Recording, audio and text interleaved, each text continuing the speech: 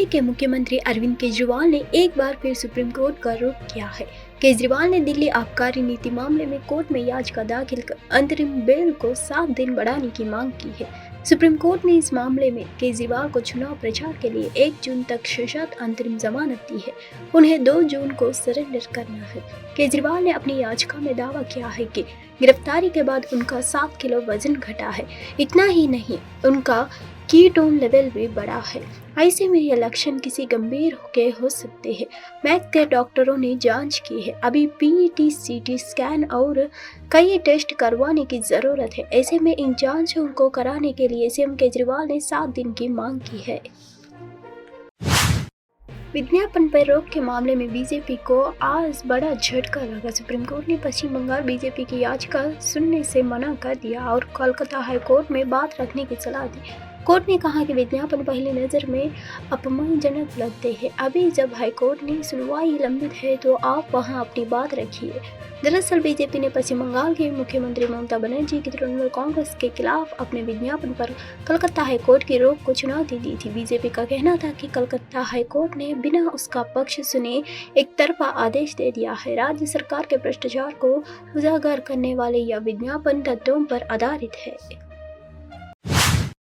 भीषण चक्रवाती तूफान रेमाल के टकराने के बाद पश्चिम बंगाल के कुछ हिस्सों में भारी बारिश और तेज हवाएं जारी है। 27 मई को यानी आज पश्चिम बंगाल के संदेशखाली में सागर द्वीप के पास पेड़ उखड़ने के बाद एनडीआरएफ की टीम ने सड़क साफ कर दी है। चक्रवाती तूफान पश्चिम बंगाल और बांग्लादेश के तटों के बीच 110 से 120 किमी प्रति घंटे की तीव्रता के साथ आया, जो 135 किमी प्रति घंटे तक पहुंच गया है।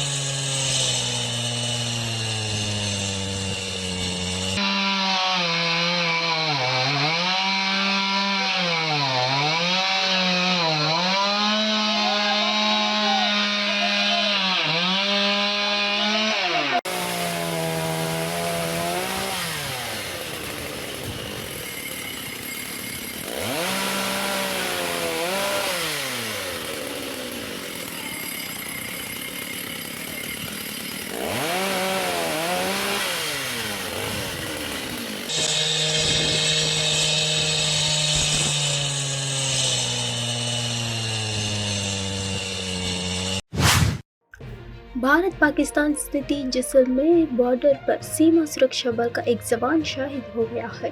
शहीद जवान की पहचान अजय कुमार के तौर पर हुई है। बताया गया है कि जवान की मौत हीट स्ट्रोक की वजह से हुई है। वर्तमान में देश भर में प्रचंड गर्मी का रूप देखने को मिल रहा है। इसका असर रेगिस्तानी बॉर्डर पर भी है, जहां तापमान 55 डिग्री से भी ऊपर चला गया है।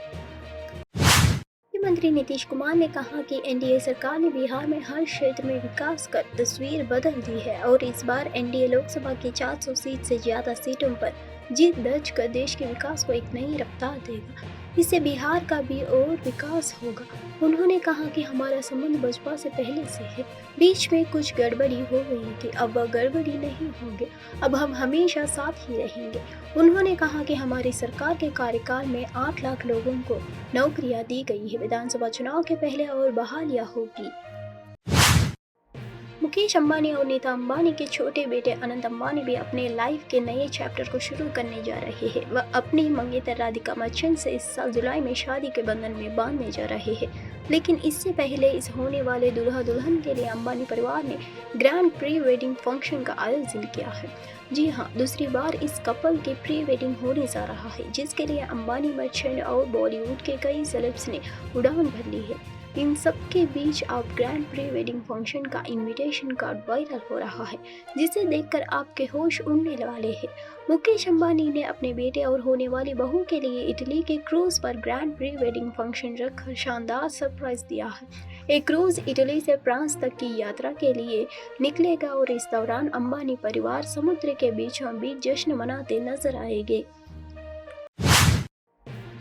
उत्तर प्रदेश के मुख्यमंत्री योगी आदित्यनाथ ने कहा, धर्म के आधार पर आरक्षण असंवैधानिक है। बाबा साहेब अम्बेडकर ने इसका कड़ा विरोध किया था, लेकिन कांग्रेस और भारतीय गठबंधन की पार्टियां मुस्लिम आरक्षण देने की होड़ में है। पश्चिम बंगाल में टीएमसी ने पूरी तरह से डकैती की है। 2010 में 118 मुस्लिम जातियों को ओबीसी श्रेणी में शामिल करके पिछले 14 वर्षों से ओबीसी के आरक्षण का अधिकार है।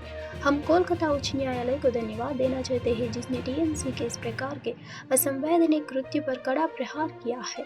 इसी तरह बिहार में भी लालू जी पहले ही कर चुके हैं। कहा कि मुसलमानों का आरक्षण मिलना चाहिए। ये आरक्षण कहाँ से मिलेगा? वो ओबीसी, एससी, एसटी का आरक्षण छीन कर मुसलमानों को देना चाहते हैं। एससी के आरक्षण की रक्षा के लिए बीजेपी किसी भी तरह के मुस्लिम आरक्षण का विरोध करती है।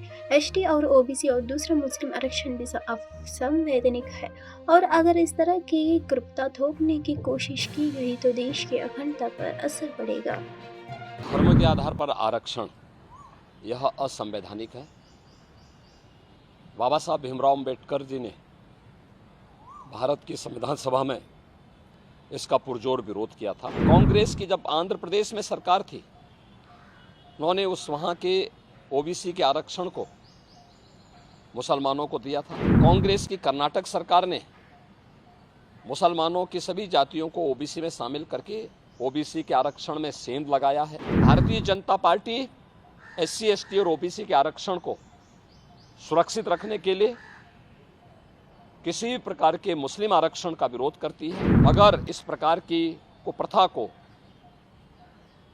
थोपने का प्रयास होगा तो देश की अखंडता के लिए एक चुनौती है। धर्म के आधार पर आरक्षण यह असंवैधानिक है। बाबा साहब भीमराव अम्बेडकर जी ने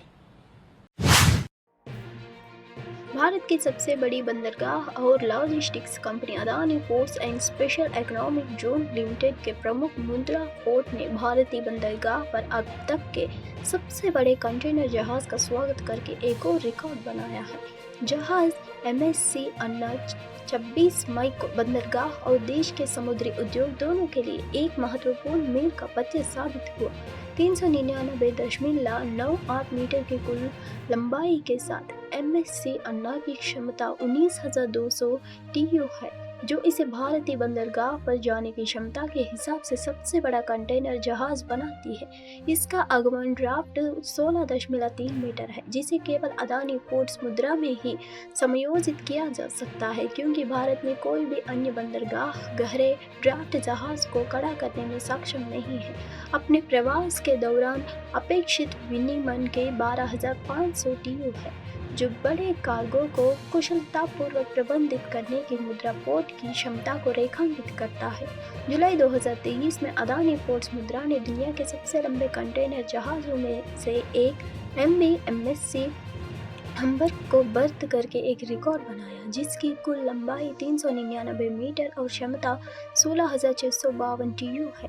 अक्टूबर में यह एक ही महीने में 16 mm की कार्गो के संभालने वाला भारत का पहला बन गया है।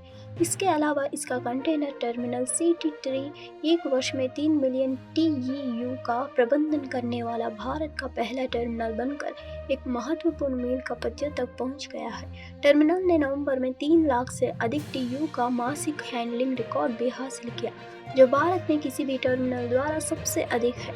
35,000 एकड़ में फैला यह भारत का सबसे बड़ा वाणिज्यिक बंदरगाह है, जो गहरे बहाव और सभी मौसम की क्षमताओं से सुसज्जित है। ये कार्गो की कुशल निकासी को सक्षम करते हैं और जहाज़ों के लिए टर्न अराउंड का समय को काफ़ी कम करते हैं, जिससे यह प्रमुख वैश्विक शिपिंग लाइनों के लिए एक आकर्षक गंतव्य बन जाता है।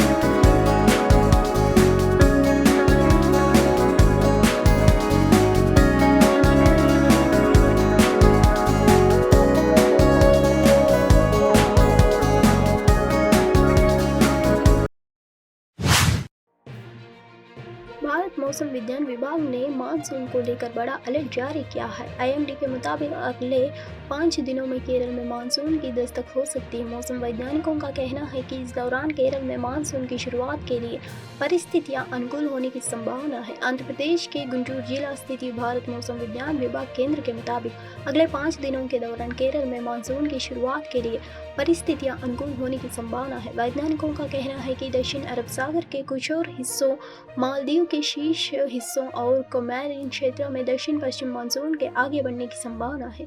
लक्षद्वीप क्षेत्र, केरल के कुछ हिस्से, दक्षिण पश्चिम और मध्य बंगाल की खाड़ी के कुछ हिस्से, बंगाल की पूर्वोत्तर खाड़ी और पूर्वोत्तर राज्यों के कुछ हिस्से इस दौरान मानसून के आने की संभावना है।